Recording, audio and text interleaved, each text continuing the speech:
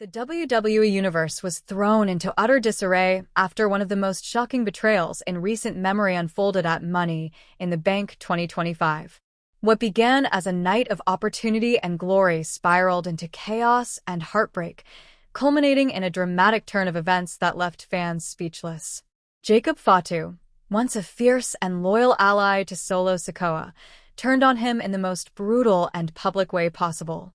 In the high-stakes Money in the Bank ladder match, a match that could have launched Solo Sikoa into championship contention and reshaped his legacy, Jacob Fatu not only cost Solo the contract but left him physically and emotionally shattered in the middle of the ring. And if that weren't enough, the betrayal's aftermath created ripples that reached Monday Night Raw the very next night, where Fatu would align himself with two familiar, yet now ominous faces, Roman Reigns and Jimmy Uso. That alignment instantly changed the trajectory of WWE's most infamous family faction, the Bloodline. The once-united dynasty that dominated the landscape for years had fractured into rivaling camps. The lines were drawn. On one side stood Solo Sikoa and his loyal recruits, and on the other, the returning tribal chief Roman Reigns, backed by his trusted blood brothers. With this power shift came the undeniable reality. A civil war within the family was now not just possible, but inevitable.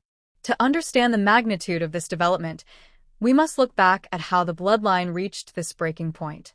At its peak, the Bloodline was WWE's most powerful and respected faction, led with absolute authority by Roman Reigns. He was the self-proclaimed tribal chief, ruling with dominance, charisma, and a deep understanding of psychological warfare.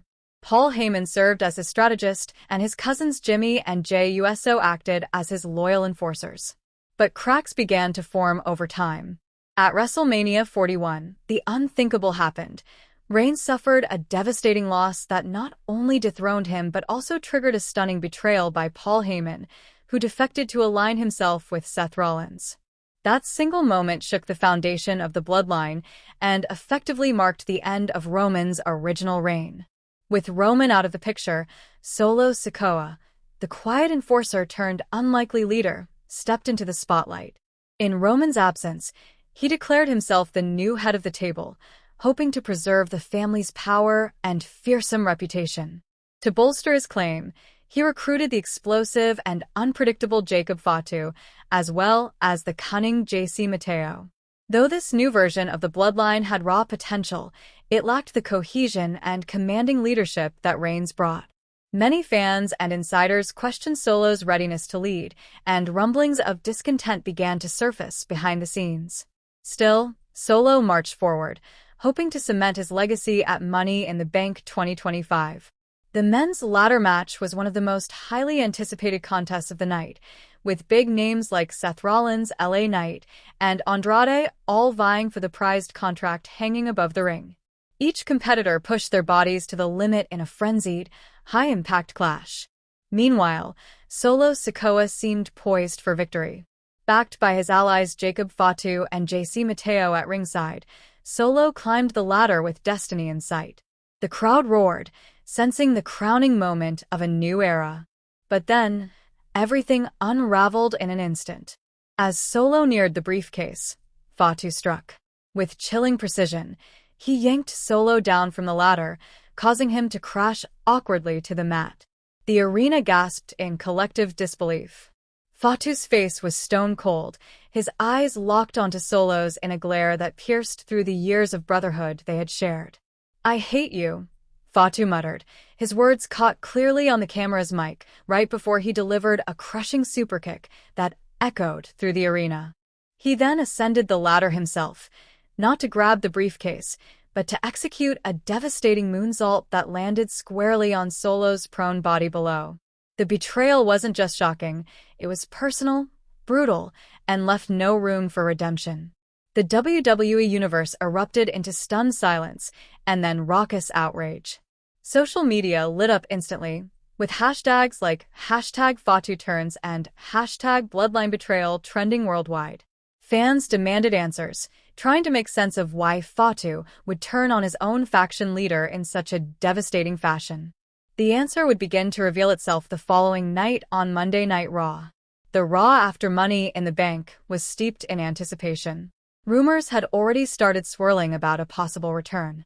The crowd's energy reached a fever pitch as the lights dimmed and a familiar, haunting sound echoed throughout the arena, the Shield's iconic theme music.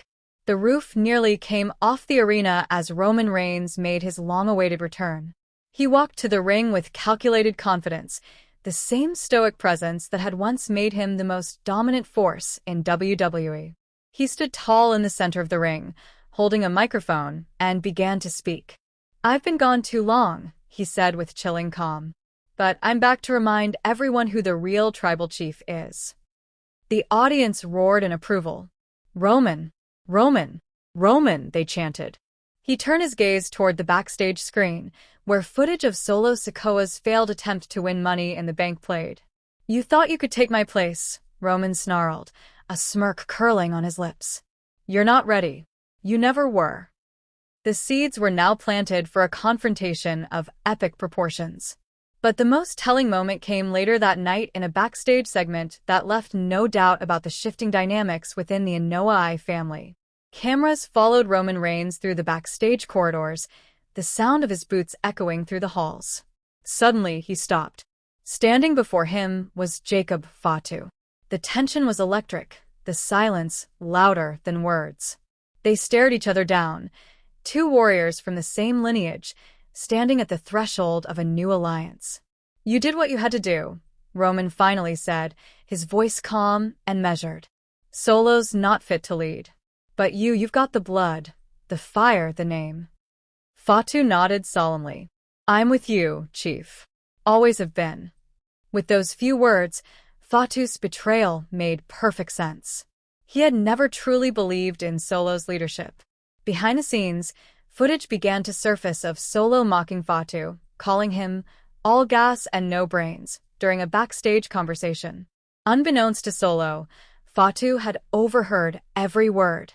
The sting of that insult, coupled with Solo's inability to elevate the faction, had clearly festered. Fatu had been waiting for the perfect moment to strike, and he chose the biggest stage possible.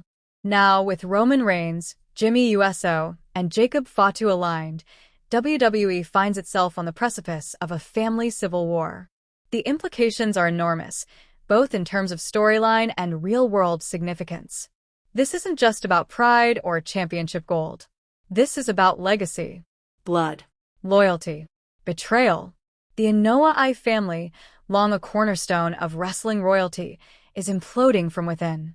Speculation is running rampant. Could this new bloodline under Roman Reigns see more members added to its ranks? Might Jey Uso return to join his twin brother and Roman? Could legends from the family's past be drawn into the fray? And what about Solo Sikoa? Can he recover from the betrayal, or will he fade into obscurity under the shadow of Roman's resurgence? There are already whispers about a monumental match at Survivor Series.